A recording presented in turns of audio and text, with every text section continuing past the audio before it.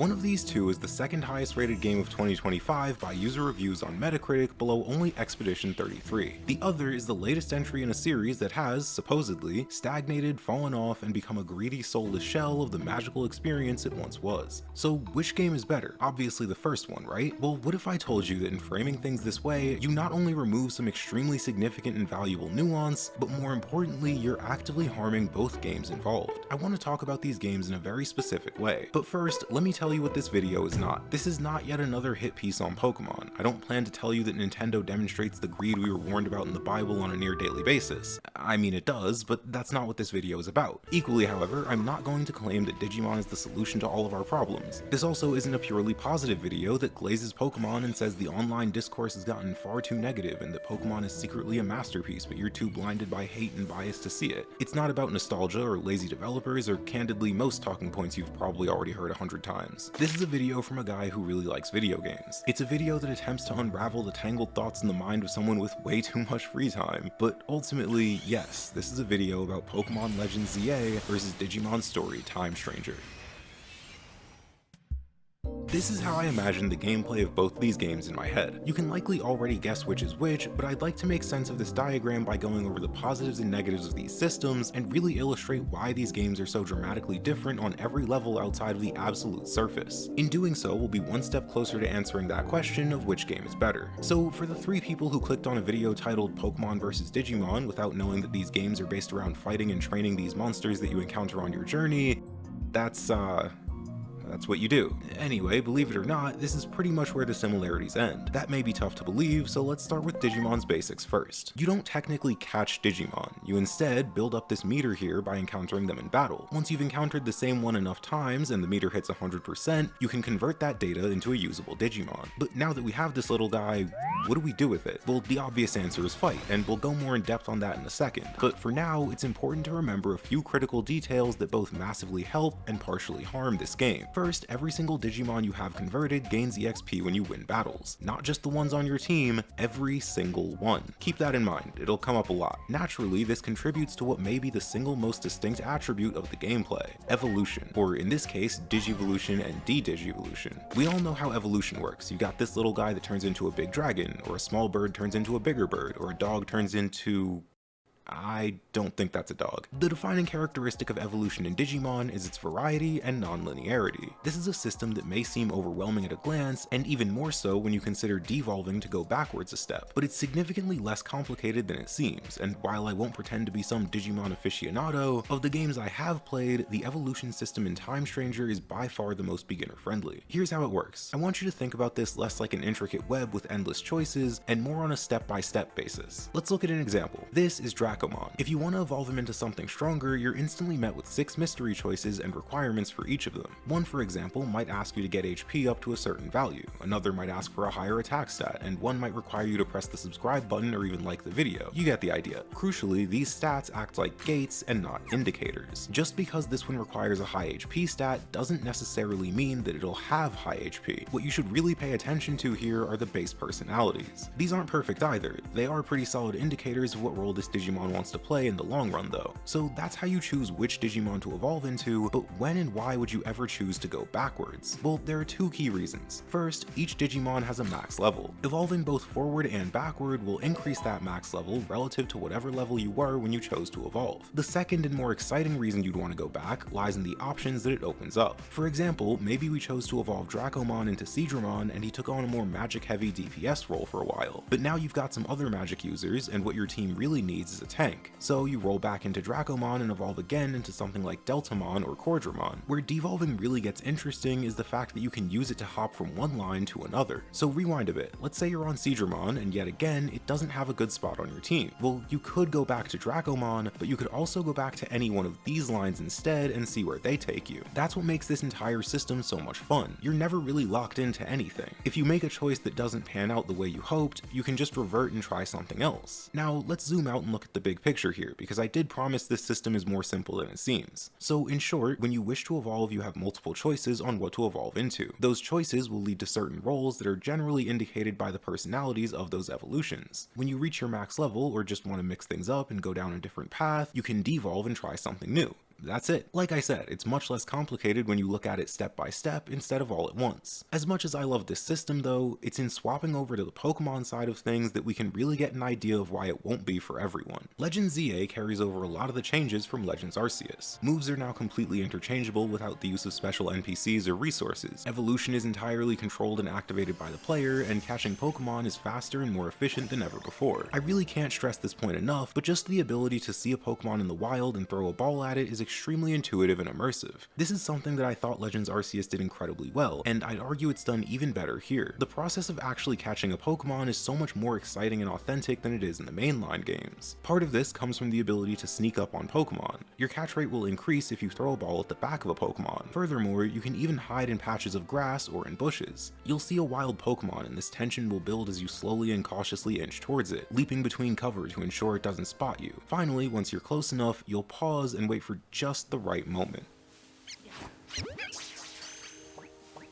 This feels so much more visceral and engaging than simply sorting through a menu like the mainline games, or in Time Stranger's conversion system. One feels like a game mechanic, while the other feels like it's trying to replicate what it would be like to catch a Pokemon in real life. Evolution as well feels like far less of a game mechanic and more like a straightforward and natural process. Charmander turns into Charmeleon, Charmeleon turns into Charizard. Doesn't get much simpler than that. However, due to the more predictable nature, you do miss out on the excitement that comes with the evolution in Digimon. Now, I do need to clarify some of my personal bias here. I grew up playing Pokemon, so anything from Gen 6 or older isn't a surprise to me. This is not the case with Digimon. I can tell what some of them will be, but there are far more that I don't know than ones that I do. Hypothetically, if I had grown up with Digimon instead of Pokemon, then the evolutions in Pokemon may have been far more exciting to me since I would already be familiar with all the Digimon. With that out of the way though, I do think on a fundamental level, Digimon's evolution system is more exciting than that of Pokemon, and it's the one that I personally have a slight preference towards. The reason for that all comes down to potential. In Pokemon, going back to everyone's favorite lizard, I know what Charmander will turn into, and whether I'm familiar with Pokemon or not, that progression is linear and predetermined. Charmander can only ever be a Charizard. Agumon, on the other hand, could become the living embodiment of aura farming, a holy knight, a mythical dragon, or guns. Yet this isn't objectively better or worse. For some, this complex system of evolving back and forth and mapping out where you want to go and what you want your partner to be is exhausting and totally overwhelming, while for others it's a mind toxin so potent and addicting that it could easily delay a video they're working on by nearly a week because they're so obsessed with going down each and every path instead of actually playing and beating the game or working on their other responsibilities in life.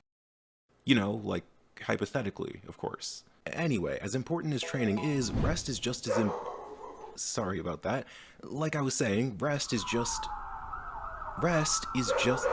How exactly are you supposed to rest in conditions like this? I wish there was some kind of product by the makers of the #1 sleep mask and sponsor of this video that would help drown out all this noise. Oh wait, there is. The Manta Sleep earplugs are designed to get you that quiet and peaceful sleep that you desperately needed for far too long. Considering these are made by the same people who made the Manta Sleep mask, it shouldn't be much of a surprise that comfort is a top priority with these earplugs. They're made of this soft memory foam that conforms to the shape of your ears along with multiple different sizes to ensure that you can find the perfect fit for you. Much like the mask, they're so soft that you forget you're even wearing them. But I know what you're thinking. What about my alarm? Won't I sleep right through it if I have these in my ears? That's a great question. Fortunately, the answer is no. These aren't designed for total silence, so things like alarms or loud crashes from your rival entering your domicile early in the morning to request another duel won't be drowned out. Perhaps most importantly though, these earplugs are totally reusable. There are even special holiday offers going on right now, so go to mantasleep.com and use my code to save some money and support the channel in the process. Combat in both of these games is so exciting to analyze because they feel like two different paths that the traditional turn-based combat like the older Pokemon games could go down. I do want to be clear that these are not two evolutions to that classic combat style. Much like Expedition 33 earlier this year, you can't fix turn-based combat by adding real-time elements. That just changes it and invites its own positives and negatives. So I guess Pokemon would be a good place to start this time since that's exactly what it does. Depending on your definition and how semantic you want to get, for the first time in series history, Pokemon has gone for a more hybrid system as opposed to pure turn-based. But did it actually work? Is this new combat system a fresh evolution of the format that we've had for nearly 30 years, or was it an unnecessary and clumsy step in the wrong direction?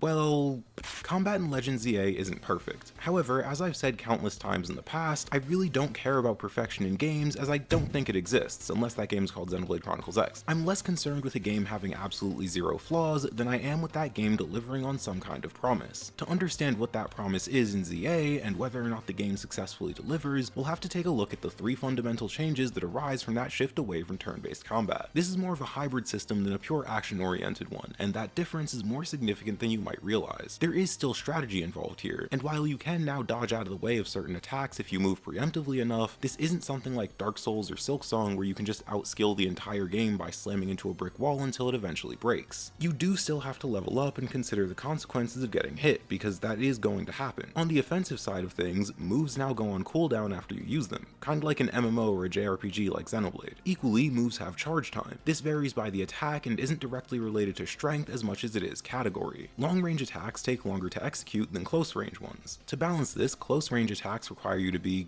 well, close to your opponent. With these fundamentals in mind, we can start to see how this might alter your strategy and planning. For example, if you're playing Pokemon Black and White and your Emboar has Stone Edge, Wild Charge, Flare Blitz, and Hammer Arm, there's no real reason to run something like Fire Punch on this set, since while you do save yourself from some recoil, it's mostly redundant. The situations in which you would benefit from having both Fire Punch and Flare Blitz pale in comparison to the situations where having more varied type coverage would be beneficial. Therefore, you'd basically never run both, unless you were 12-year-old swoocer who thought it was really cool to have an Infernape with Blast Spurn, Flamethrower, Fire Blast, and Flare Blitz because it made the whole move pool red. Man, I wonder why Cynthia was so hard. Here, doubling up on types actually starts to make a bit more sense. If Flare Blitz was on cooldown and you still need a fire type move, you can drop a quick Fire Punch while you wait. This idea is further emphasized by the fact that you can swap around your moves at any time. So if I know I'm about to fight something that's weak to a specific type, I can double up on that type and dramatically increase my DPS by using what would have been a suboptimal strategy were the game purely turn-based. Another substantial change in how you plan your moveset lies in the animations. Aerial Ace, for example, has this super quick animation that allows you to almost guarantee you get your attack out before your opponent does. There are plenty of stronger flying type moves, but that speed is a genuinely valuable asset worth considering. Next up is the environment. This is something that plays a major role in battles, and it even creates an interesting contrast between trainer battles and wild ones. The environment in trainer battles isn't that much of a factor. You'll often fight in areas with few, if any, obstructions like open fields or clear designated arenas. This leads to the fights feeling far more about what you and your opponent's Pokemon are capable of. It's a very civilized way of fighting. Compare this to the wild battles. These will often see multiple Pokemon join the fray all at once. There will be obstacles that you can hide behind to avoid damage, and wild Pokemon will even attack you, the trainer, instead of aiming for your Pokemon. This is especially relevant in the Rogue Mega Evolved boss fights, where these colossal creatures will actively follow the rule of everything is super effective if you swing hard enough, while aiming their attacks directly at the thing that'll take the most damage.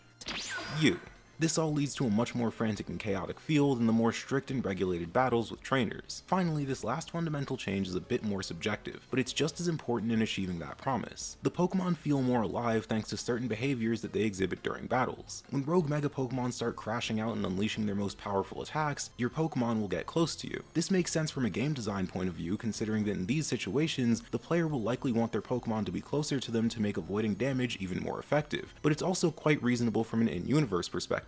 It's only natural that these Pokemon on your team that you share a bond with would default to going close to their trainer in moments like this. It makes them feel less like tools in your arsenal and more like actual living and thinking creatures. All of this comes together in an attempt to fulfill what I believe is Legend ZA's promise: to recreate those battles that we used to see in the anime as kids. There was always this disconnect in how Pokemon felt and how it played. Now though, thanks to the way ZA approaches combat, it seems like we're far closer to bridging that gap than we've ever been.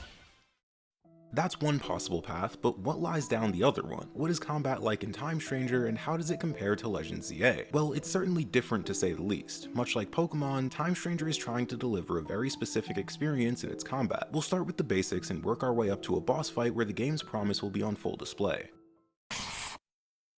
This is a difference so integral to the identity of both of these games that it can be described with 6 lines on a piece of paper. This is Pokemon ZA, and this is Time Stranger. The difference is in the number of combatants in each fight. In Digimon, you have 3 party members out at once, while in Pokemon, it's only ever 1. This seemingly minor change completely alters how you approach the combat of both games. And even if Legend ZA were turn-based, that difference in party members would be just as significant. Let me explain why. It starts with rolls. The win condition in these games is reducing your opponent's health to 0. zero, so naturally you need to attack them to do that. This may seem like a superficial detail, but stick with me here. So if I have one party member on the field and a boss in front of me, that one party member must attack for me to win. If I have two party members out, then one of them technically doesn't have to attack and I can still reach that win condition. This is why that difference matters so much. You can even see this in the fact that VGC runs doubles instead of singles. There's just way more strategy involved when you have multiple party members out at any given time. In Time Stranger, each party member has a specific role. They don't all have to deal damage. Some can support offensively by strengthening the party's attacks, some can do so defensively with heals or debuffs. You can even use specific combinations if you find multiple Digimon that have good synergy together. Check this out, in one of my late game teams, I had one Digimon with an attack that lowered resistance to steel type attacks. I had another with a steel type attack that gave it priority in the next round, allowing it to act first, and a third that had a steel attack with a high crit rate. So I'd use the first to make the opponent weak to steel, I'd use the second to deal a bit of extra damage and ensure that I could act before the third. I'd then use an ability from that second Digimon to increase the crit rate of the third party member. And finally, I'd use the third party member who would now have a crit rate of around 60% and a super effective attack to deal tremendous damage. Now, remember how a while ago I mentioned that all Digimon gain EXP at the same time? That's an important thing to consider since it means you can switch your team at any time as well. Thanks to this, you can remake your entire team using Digimon in your reserves to be perfectly tailored to beat any boss you face. Naturally, the game knows that you can do this though, and it takes full advantage of this by presenting you with bosses that will really challenge your ability to create a competent lineup. This was a lesson that I had to learn the hard way when I encountered my first real wall in this game. Parrotmon.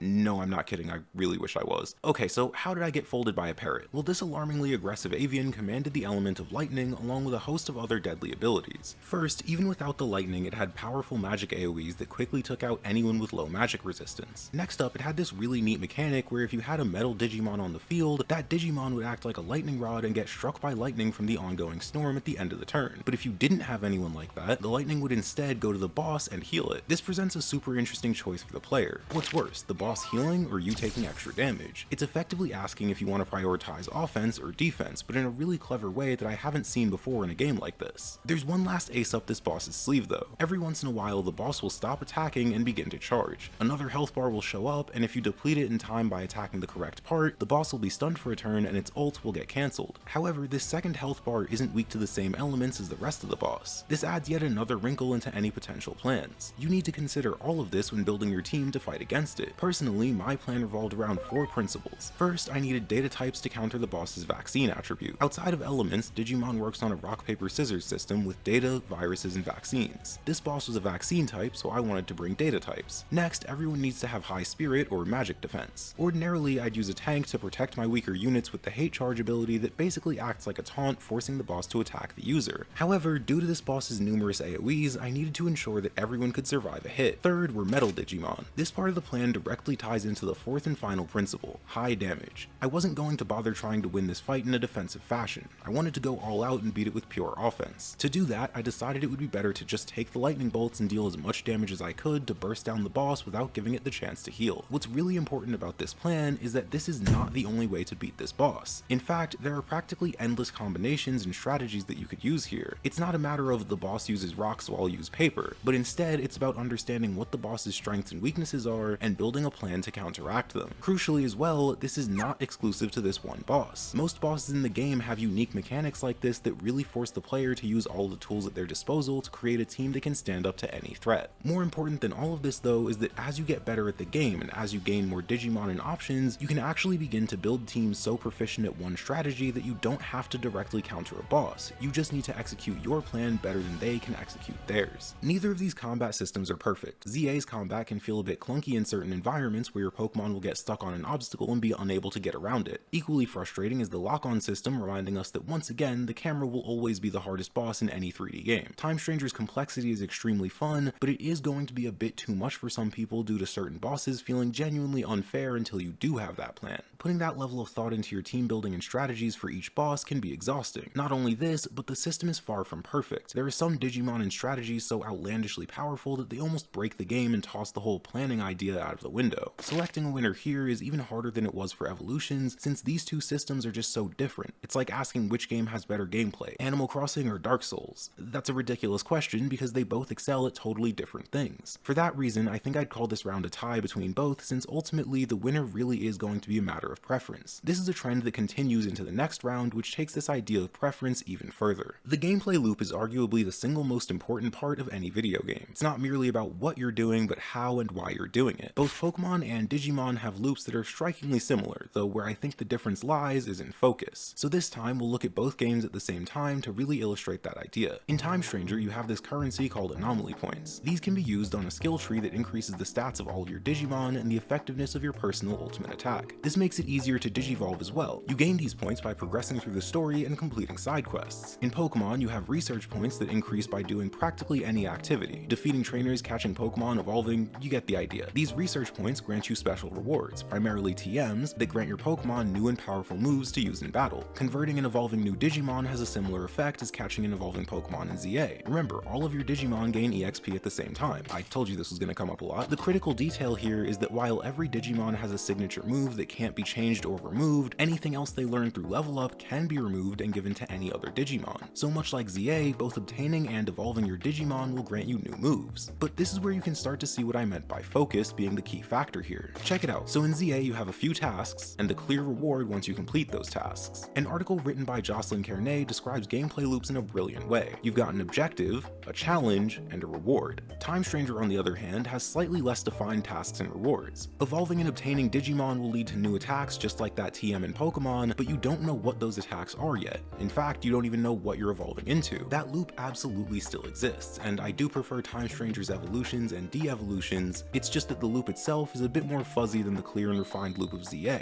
Does that mean ZA's loops are better? I don't really know. I think that's going to come down to the individual. I personally value peaks over consistency, so to me, that feeling of finally getting the mega you've been working towards after countless evolutions and planning overshadows any potential speed bumps on the road to get there. However, you may prefer consistency. Maybe you want those more defined rewards and objectives that Pokemon offers, in which case you'd think ZA's loop is better. I think the key here is that in this case, while my preference is towards Time Stranger, I think ZA's loop is likely to appeal to more people because it's just easier to understand what you're doing and why you're doing it. And funny enough, I think that's a trend that follows through the gameplay of both games as a whole. I love Time Stranger's evolution system, but because of how much more there is to unpack, the average player might prefer the more straightforward system of ZA. So does that diagram from the start make sense now? I really do think that the gameplay of both of these games is outstanding, but which one is best for you is an answer that, despite being incredibly obvious, I can't give you. Thankfully, based on everything we've gone over so far, you should probably already know it.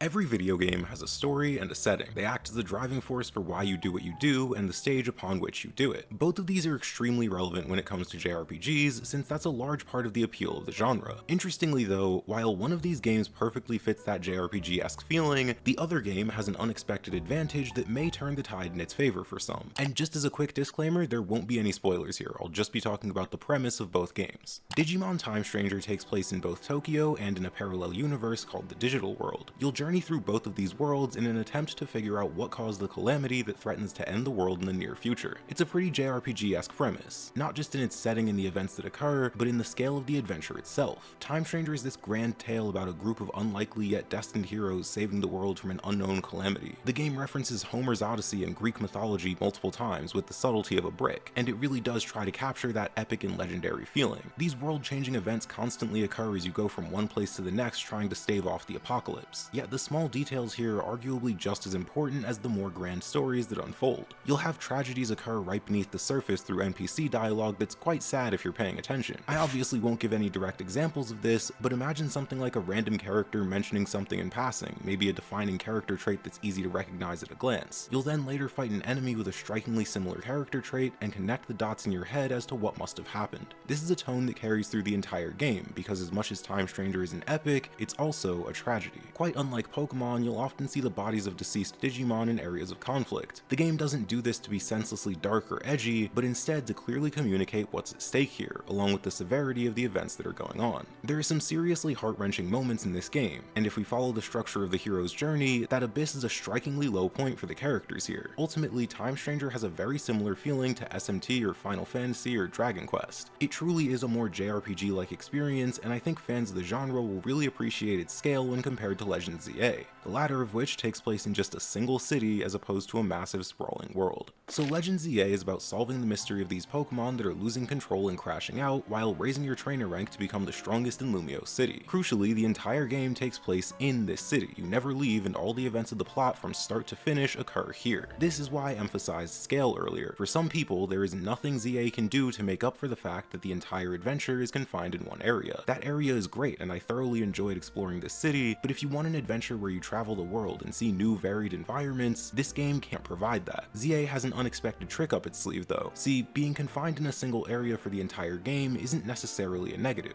I know that sounds crazy, but one of my favorite open world games of all time is Spider-Man for the PS4, which takes place solely in New York, and not even the whole city either. So it's clearly not impossible to make a great game with this scale. The trick Legend ZA uses lies in its characters and its writing. Honestly, I didn't think that was something I'd ever say about a Pokemon game, but seriously, the writing here is outstanding. The dialogue is extremely natural, far more so than the stilted and awkward writing that Time Stranger can occasionally have. Not only is it natural, it's genuinely funny too. Legend ZA is a sequel to the Pokemon games from over a decade ago, X and Y, and in the game they make a hilarious reference to this fact in a way that almost breaks the fourth wall, but they then tie it into a genuine and real conversation. There's a streamer character in this game, and I usually roll my eyes at characters like this since they're often written so poorly, yet here it's obvious that at least one person on the writing team knows how content creation works. This character feels like a slightly exaggerated version of what a real human would be, instead of an awkward misinterpretation of what people who have never watched a live stream think a live stream is. The game has countless moments like this, and they work together to really bring the city to life. Despite only taking place in one area, you'll encounter so many interesting and colorful characters on your journey. I'm not going to say these are the best written characters in fiction, but nearly every single one of them was genuinely entertaining, and I had a smile on my face through nearly all of their interactions. At the end of the day, I really enjoyed both of these games' stories, just for completely different reasons. Pokemon feels like a relatively lighthearted Netflix miniseries that's inherently limited in its scope, but really makes the most of that setting. Time Stranger, on the other hand, feels like a Christopher Nolan movie with dramatic twists and turns and a plot that seems to rewrite itself as the story progresses. It's not perfect, there are awkward parts here and there, and sections that make you go, why is this in the game? What were they cooking? Yet directly because of this scale and complexity, you'll be stuck thinking about it for weeks after the credits roll. Now, if you're particularly clever, you'll notice a major problem with this analogy. Let me say it again, see if you can catch it this time. Pokemon Legend ZA is a game that, while smaller in scale, really takes advantage of everything it has at its disposal. Digimon Time Stranger is a much larger production that, while imperfect, more than makes up for its flaws with its sheer ambition. You see it now, right?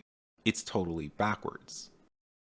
Let me tell you an interesting and niche fact that not a lot of people know. Pokemon is actually the largest grossing media franchise in history. I know, stop the presses. This is breaking news, the likes of what, yeah, everyone knows this. This is repeated ad nauseum in basically every video essay, article, and Reddit post about the franchise. In fact, I think even I've said it at least once. Oh wait, no, that was about Nintendo. Close enough. The point is, we both know that Pokemon can do better than this. They probably know they can do better than this. And seeing the relatively small media vision create Time Stranger, a game with far more ambition and scale than Legend ZA, makes that fact even more apparent. That's an easy story to tell, too. It's a story that'll get a lot of clicks, play to people's emotions, and make you a whole lot of money if you feed it to the right audience. But it's also a story without nuance. It's a story that fails to consider the relative size of the games compared to the company itself. MediaVision, the developers behind Time Stranger, have 150 employees. Naturally then, you might think Game Freak must have something like 1,000 or 750 or even 500, but no, they've only got around 200, a mere 50 more than MediaVision. We can assume that Legend ZA started development shortly after Legends Arceus, so around January of 2022, but it may have started as late as the end of that year with the release of Scarlet and Violet. That gives it just under 4 years of development time at best, and less than 3 at worst. Time Stranger had 8. The math here isn't all that complicated. We're asking a team that's only 25% larger to accomplish what the smaller team did in less than half the time. I don't say this to imply that Legends EA was created by a small indie company with only 200 employees. No, they obviously should have done more with this game. Yes, games only make up a small percentage of the company itself, but their profits are still ridiculous. Let's not beat around the bush here. If whoever was in charge wanted to make games that looked like Breath of the Wild or Mario Odyssey, they'd have more than enough money to do exactly that. There is no excuse for the games to not be one of the most ambitious and technically impressive games that Nintendo publishes. This fact should and has been highlighted because it's an important thing to consider, especially when they're charging $70 plus even more for DLC that feels like it should have been in the base game. Yet equally important is the other side. Equally important is the fact that these games are getting better. Legends EA does run better than Scarlet and Violet, it looks better than previous games. They're trying new things with the combat and the presentation of the story and even the general gameplay loop. What I'm getting at here is that there are clear positives that are often ignored in favor of, again, a more sensational story. And this doesn't do Digimon any favors either. As we've discussed, Time Stranger is way closer to something like SMT or Final Fantasy than it is to Pokemon. Were you to make the simple and binary claim that Legends EA is bad and Time Stranger is good, so you should play the latter instead of the former, you'd be advertising Time Stranger as something that it isn't, while failing to appreciate the clear progress that both of these games are making for their respective series. So with all of that said, which one is better? Well, I can and will tell you which game I enjoyed more, though honestly both of these games are so exciting to me not merely because of what they are, but because of what they say about the future. We now have a Digimon game that can comfortably compete with some of the best games in the industry. That stat from the intro wasn't made up, this really is the second highest user rated game of 2025, and with its success we're likely to see future Digimon games that are even more ambitious than this one was. Legends EA makes it clear that Pokemon isn't stagnating. They're undeniably trying new things, and those new things aren't perfect, but they are a step in the right direction. I'm not saying that means the next generation of games is going to be world-changingly good and that they've been working tirelessly for the past 4 years to make it, but there may be some truth to that. Now, personally, I prefer Digimon Story Time Stranger. I just think it's the better game all around, and I appreciate ambition and higher peaks more than I do consistency. However, I think balance is key here. Me liking Time Stranger does not mean I have to hate Pokemon, and while I do absolutely agree that the games need to be held accountable for the mistakes that they make and the things they do wrong, it's equally important to highlight what they do right. Now, maybe I'm just being naive and hopelessly optimistic here, yet I still do genuinely believe in the future of both of these series. Maybe they're not masterpieces yet, but I think they're taking the right steps, even if exactly where those steps will lead them is still unknown. Difficulty has always been a hot topic in Pokemon, but maybe the focus on difficulty is ruining games as a whole. Check out this video on that.